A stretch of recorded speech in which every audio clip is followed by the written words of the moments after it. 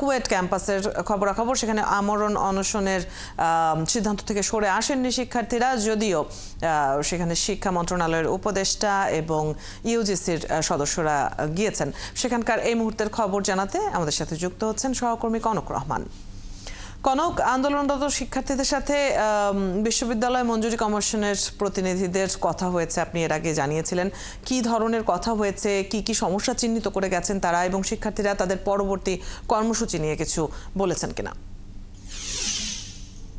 না, কথা যেটা হয়েছে সেটা হচ্ছে প্রথম ইউজিসি 3 সদস্য তারা আসলে শিক্ষার্থীদের শারীরিক বিষয়ে খোঁজ খবর নিয়েছেন। সেখানে যারা চিকিৎসারত রয়েছেন তার সাথে কথা বলেছেন, যারা চিকিৎসক ছিলেন তাদের কাছে জানতে চেয়েছেন আসলে শিক্ষার্থীদের শারীরিক অবস্থা কেমন। এই বিষয় জানার পরে আসলে তারপরে তারা অনশনরত শিক্ষার্থীদের বলেছেন যে প্রচন্ড গরমের, প্রচন্ড দাবদাহে তোমরা ক্রমান্বয়ে অসুস্থ হয়ে পড়ছো, মেডিকেল সেন্টারে ভর্তি হতে হচ্ছে তোমাদের সহকর্মীদের। তো এই অবস্থা আপাতত তোমরা স্থগিত রাখো, আমরা ঢাকায় গিয়ে যে আইনি প্রক্রিয়া রয়েছে, যেটা আপনি সংবাদে বলেছেন যে বিশ্ববিদ্যালয়ে যে আইন আছে সেই আইনি প্রক্রিয়ার মাধ্যমে আসলে সমস্যার সমাধান করতে হবে।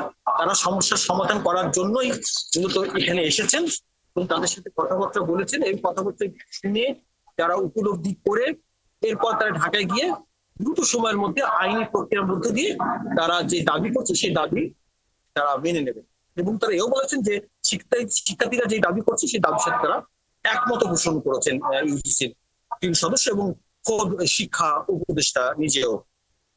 এই তখন শিক্ষার্থীরা কিন্তু দাবি করানো, তারা বলছেন যে 2 দিন 3 দিন 4 দিন লাগুক, তারা এই ঘোষণা না আসা পর্যন্ত, অর্থাৎ ভিসি কে অপসারণ করা হয়েছে বা ভিসি পদত্যাগ করেছেন, এই ঘোষণা না শোনা পর্যন্ত তারা তাদের কর্মসূচি চালিয়ে যাবে। অর্থাৎ উপদেষ্টা এবং ইউজিসি 3 সদস্যের আহ্বানে সাড়া দেয়নি এই অনশনরত শিক্ষার্থীরা। এই যখন অবস্থা, তখন বেলা 11টার পরে থেকে কিন্তু অন্যান্য শিক্ষার্থীরা এই ক্যাম্পাসে তারা ক্যাম্পাসে বিক্ষোভ মিছিল করছে।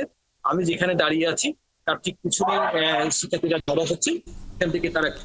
কনক, ক্যাম্পাসের এখনকার খবর জানছিলাম, অন্যান্য শিক্ষার্থীরাও সংহতি জানিয়েছেন এবং তারাও বিক্ষোভ করছেন। আপনি বলছিলেন আপনি ক্যাম্পাসে আছেন এবং খবরাখবর রাখছেন, নিশ্চয়ই পরবর্তীতেও আমরা জানবো।